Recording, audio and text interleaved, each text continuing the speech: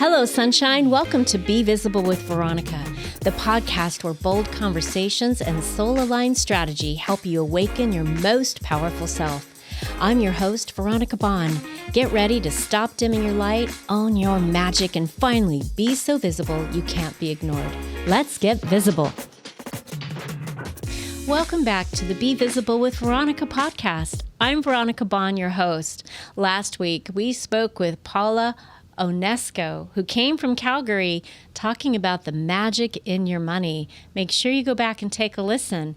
But first, we're going to introduce our sponsor, who without their support, we wouldn't be able to produce this beautiful podcast. A heartfelt thank you to our premier sponsor, Green Living Magazine, Arizona's leading conscious lifestyle publication. Each issue is packed with new ideas on how to use nature's resources for sustainable living tips, inspiring stories, and statewide eco events. Subscribe today and get 12 print issues and digital access at greenlivingmag.com/store. Welcome back. Today, I have invited a nonprofit. As many of you who've been paying attention and listening know, every fourth episode, I highlight a nonprofit that focuses on women, children, and animals.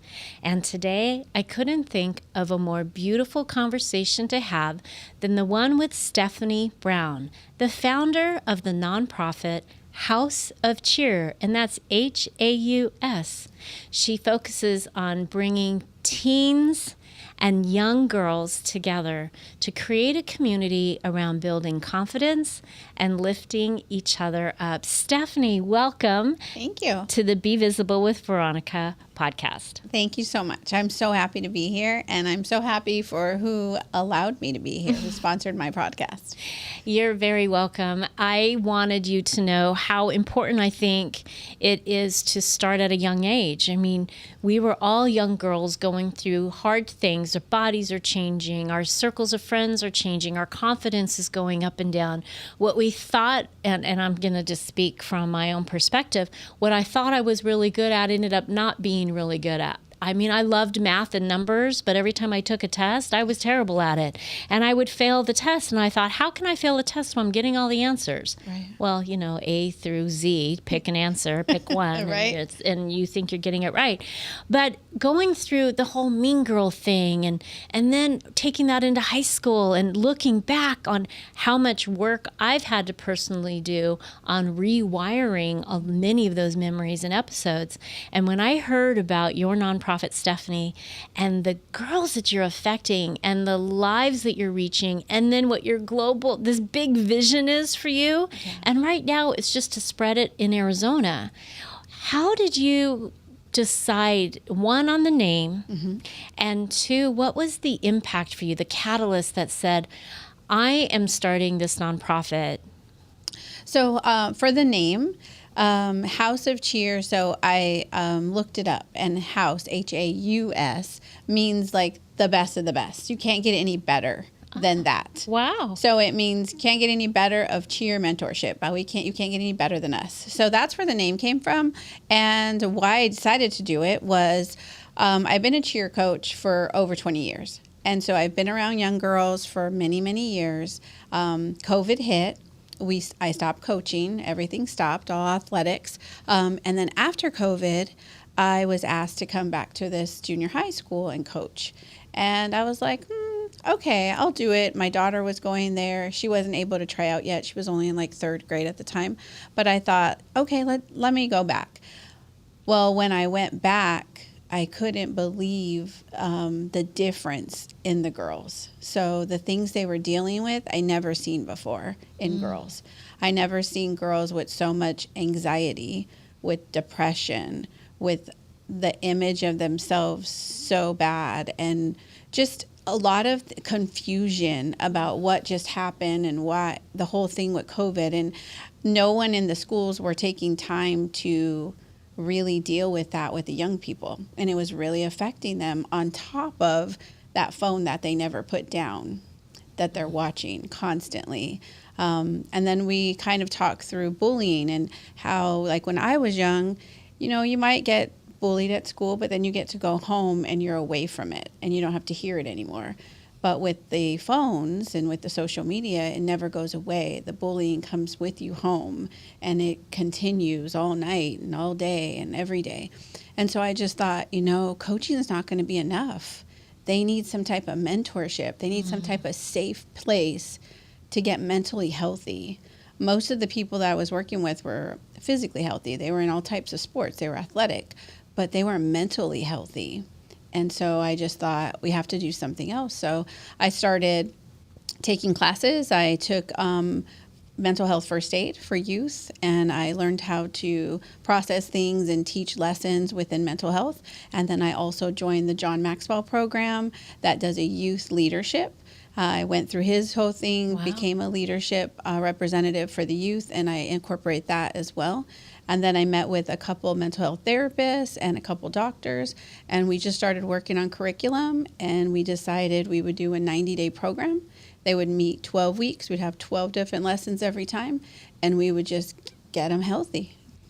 And you have had this nonprofit for just over a year? Yes. Okay. Yeah. How's it going? How many girls have you enrolled and put through the 12-week program? Yeah, so the very first time we started, we had 5. Okay. And then now we are up to 3 different classes with 8 different girls in each class. Wow. So you're mentoring 24 currently? Yes. And is it a rotating 12-week calendar? So they can't just come in at any time. They have to join in the 12-week process. Yeah. So, yes. So you start on the week 1 of the 12 weeks, and then you go through that. So our next session will begin in August. I kind of try to align ourselves with the school calendar. Nice. That way people aren't on vacation and all of that. So we're on a summer break right now. Okay. We'll restart in August. So when you restart, I know that one of your goals, Stephanie, is to expand throughout the valley, because right now you're focusing on the West Valley. Yes. So for those of you listening, that is, what cities would those be in Arizona? So it's the Southwest Valley. It's going to be like Avondale, Tolleson, Goodyear, Buckeye, all of that area, Litchfield. But yes, I definitely want it to be the whole state of Arizona and further. So are you looking for other coaches then to go through some of the same programs in your program in order to get certified to work with those young girls? Yes, I would love it if there was like-minded people. The one thing that I have noticed is, now that it's been a year and we've really networked and reached out, we have found other programs. We found another program that mentors just boys, and we are kind of collaborating with them. Okay. We also joined with Alice Cooper's Teen Center.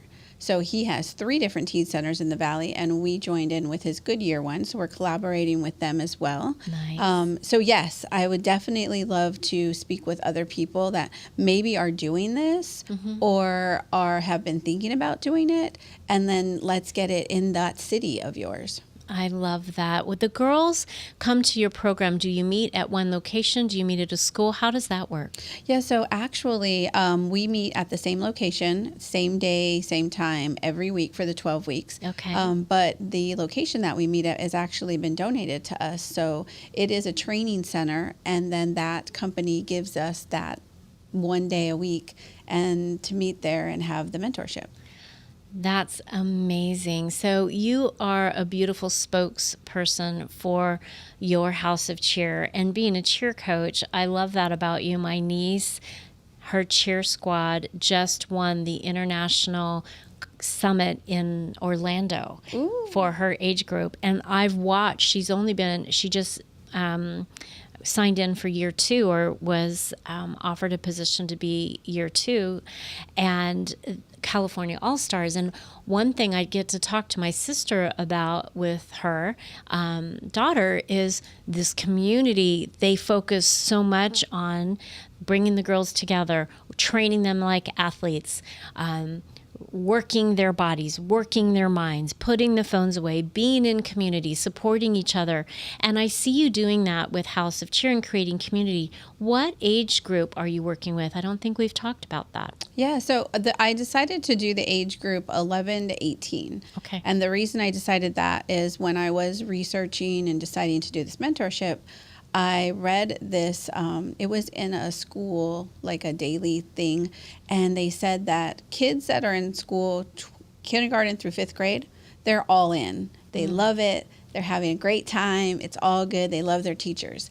6th grade is when they see that downfall. Oh, wow. So I decided I'm going to do 6th through 12th grade because that's when they see that shift with the kiddos. So, and it's lots of different things. It's how they don't have confidence in themselves. Their bodies are changing. Their bodies, yes. Fluxing. Yes. All of that's happening. And so within that, we're losing them. That's when we're kind of losing them. And so that's what we're doing at House of Cheer is we're having those conversations. We're talking about having that confidence. We're talking about the things you're good at, your geniuses, what you look forward to.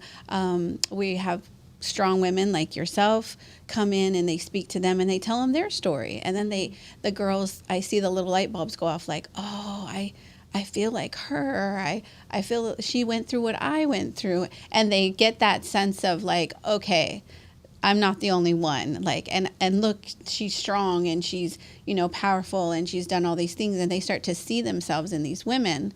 And that gets them the confidence. I have a girl, she's still within it, but she was with us for 3 sessions and she's very quiet. Like when we had things to do, she was always quiet. She didn't say too much. We would always say like, hey, what do you think? But we found out she likes to sing. And I started telling her like, you're so great. You're so good at these things. So she went out for the Moana part. She got it. Wow. We all went to her play. She was amazing. Oh, she's an amazing singer. And it just really broke her out. And she is like out there now. She's going out for more plays, doing more singing. And it just makes a huge difference for them. You became her cheerleader. Yeah. Maybe if they didn't have it at home, the community was the cheerleader. Yeah. We talked about that on last week's episode with Paula, how creating community and mentorship is so important with women, being each other's collaborators, not competition, not mean girls syndrome, we're working through that. And I see that you're working through that with these young girls and you're offering them a sense of support and community. You're teaching them how to build confidence and you're showing them. I remember being young and thinking I was the only one going through this because I looked at all these other girls who were maturing faster than me, who were a little bit older than me because I was young for my grade, who were wearing the latest clothes or seemed to be around a bigger circle of friends. And I just looked at that as judgment. Yeah. And my teachers loved me and I was always a kind young lady, and I was often called the teacher's pet, but then I would get teased for talking too much or brown-nosing the teacher, and you're just trying to fit in. Right. And you're trying to figure out who your group is, and so here we are as older, we've grown up, we have all this wisdom, but wow, to instill that sense of community and remind girls, even my friends I talk to now graduating high school 40 years ago, sharing what we were going through as young women then, and nobody knew. Right. We didn't know. You didn't know you could share stories. You didn't know. And now with that box in our hand constantly, we're all guilty of it. Yeah. But these young girls who don't know how to discern correct information, real information, do you really want to be their friend? What is your own personal value system? How do you create friends around your own personal value system? What are your boundaries? Like you're doing that for them. And I'm sure there's a cost involved for these girls. So Are they sponsored in, or you're raising money for your nonprofit? How can the community support you? What is your greatest need right now? How can we help you? Yeah. Our biggest call to action for House of Cheer is going to be people that are willing to talk to the girls. So, anyone that is out there and they're like, I would love to share what I've done or my story is huge. Sign me up. Yeah. Got one. So there you go. Great. And then the other one, is it's about $350 for that 12 weeks per girl. Okay. And like you said, we've been doing it for about a year and we haven't been fully funded yet. Okay. But we also weren't out as much in the community. So now we're really getting out into the community. You have some track record. Yes. You have proof of concept. Exactly. So we've had these rounds. So now we're really going out there into the community and saying, hey, waving our flag, we're here. This is what we do. And we really could use your support. So yeah. So are you looking for financial support as well? Or do you count on the young girls' families to also participate in the cost of the 12-week program? Yeah. So we do let the families know, like, hey, the 12 weeks is $350. And we had some families that are like, yeah, absolutely, I'm investing, I can do that. But we do have a lot of girls where the families are like, we really cannot afford that. Okay. And we've had families that are like, but can I give a donation? And we're like, absolutely. So all of the families that we've seen have not done it for free. They've all given. Like, don't you think there's a little skin in the game too then? Yeah. When I think there's something, scholarships are amazing. Yes. Partial scholarships, I think, even at 80% is amazing, because when the families have a little skin in the game, they're also vested into the success of the program for their team. And that's across all sports. I mean, I've had kids, my children are all adults now, but whatever we put them through, there was always a cost involved. Yes. And even if there was a partial academic scholarship or something, it allowed them to have, again, skin in the game. Yeah. Women who invest in coaching, women who invest in their lunches, who invest in networking programs. Yeah. You soar at a higher level when you know financially you've given back to the program to get something more out of it. Absolutely. And the really good part about it was that how they came to us. Like, when we've had our very first one, all of the parents were like, I've seen so much change in this 12 weeks. And I mean, the other thing is like 90 days, it's really hard to be committed to something for 90 days, even for us adults.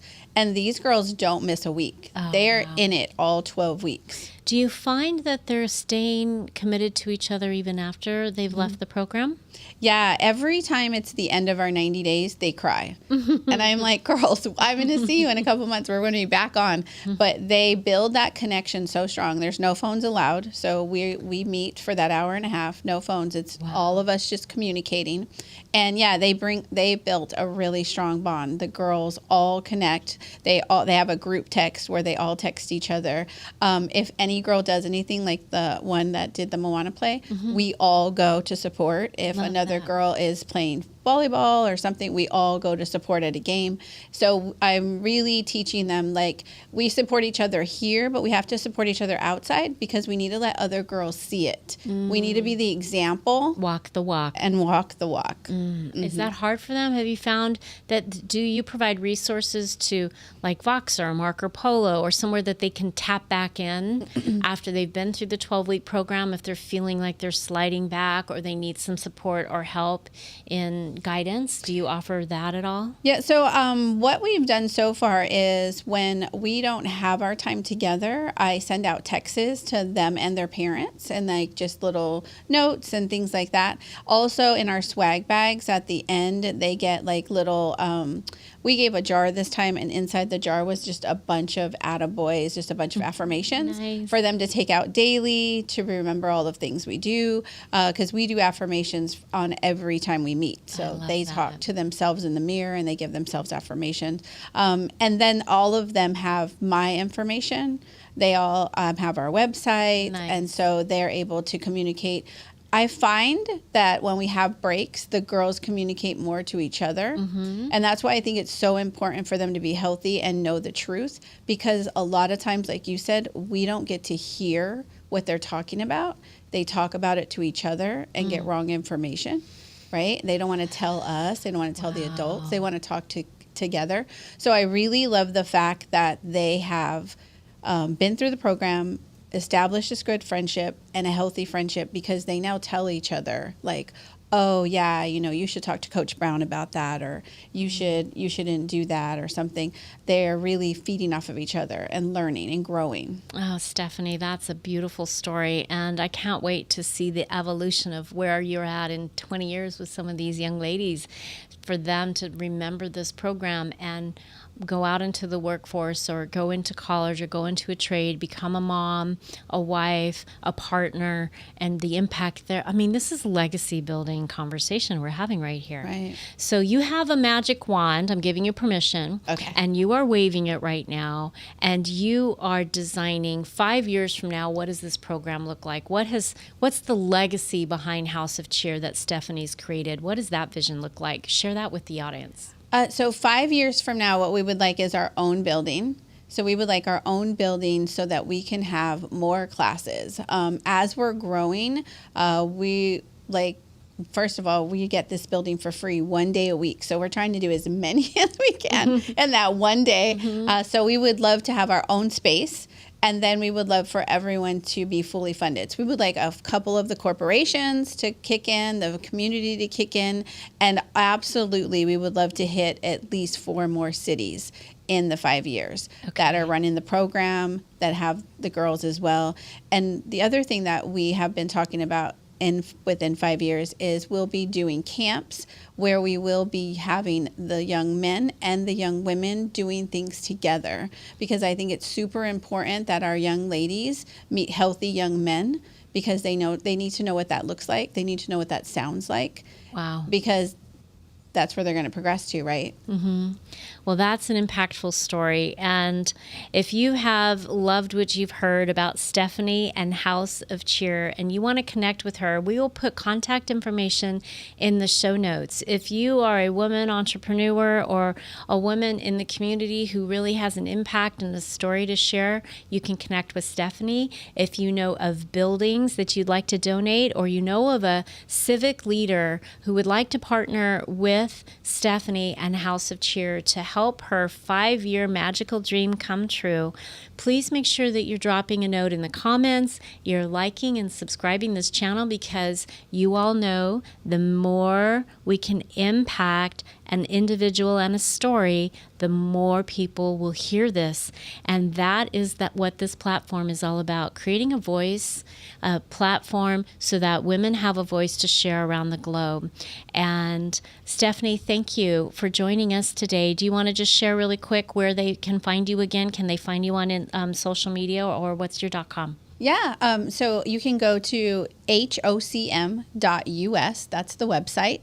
We are on Instagram and TikTok, so we try to post as much as we can on there. And and I would say check the website as much as you can. Anything that we're going to do that's up and coming with the community, we are going to post there. I love that. Well, all of our guests receive a gift from me, and I'm so grateful you were able to come and share the story. But more importantly, I love how you're spreading sunshine in the lives of young women so that they can go create a legacy and have a ripple effect that is generational. Thank you so much, Stephanie. Here's your gift. Thank you so much. I love this. Just remember, you're the sunshine. And if you want to connect with Stephanie, please again take a look at those show notes and reach out to her. And stay tuned next week, because we have an amazing guest joining us, and that is the beautiful Amber Golden, who talks about straightening up that crown and wearing it boldly, and how you're not just queen for a day. Bye for now. Thanks for tuning in to Be Visible with Veronica. If today's episode sparked something in you, share it, tag me, and pass it on. Your presence has power, and the world is better when you let it be seen. Don't forget to subscribe, leave a review, and keep showing up as the unstoppable force you were born to be. I'll see you next time.